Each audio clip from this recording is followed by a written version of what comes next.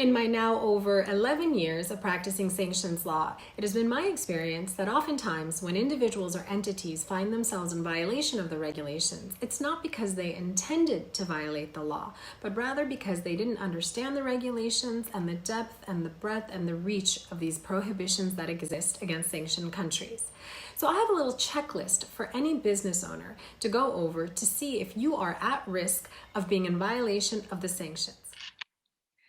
So the number one question that you need to look at is whether or not you employ or work with any individual or entities from any sanctioned countries or any individuals or entities that appear on the specially designated nationals list, the list that includes names of individuals and entities that you cannot work with under any circumstances.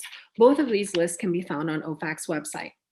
Another issue that's important is, are you employing individuals and entities who could be traveling to a sanctioned country and who may want to work remotely from a sanctioned country? This became really, really important during the pandemic. For example, an individual who is employed by a U.S. corporation cannot travel to Iran and work from Iran for that company remotely, even though the company is U.S. based and the services are U.S. based and the individual may be traveling there just for personal reasons.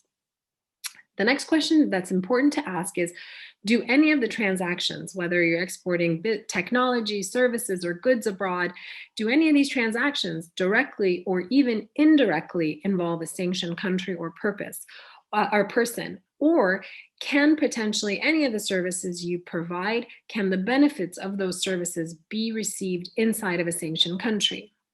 Will any transaction directly or indirectly involve financial institutions or banks that are affiliated with or work directly or indirectly with sanctioned countries and or specially designated nationals?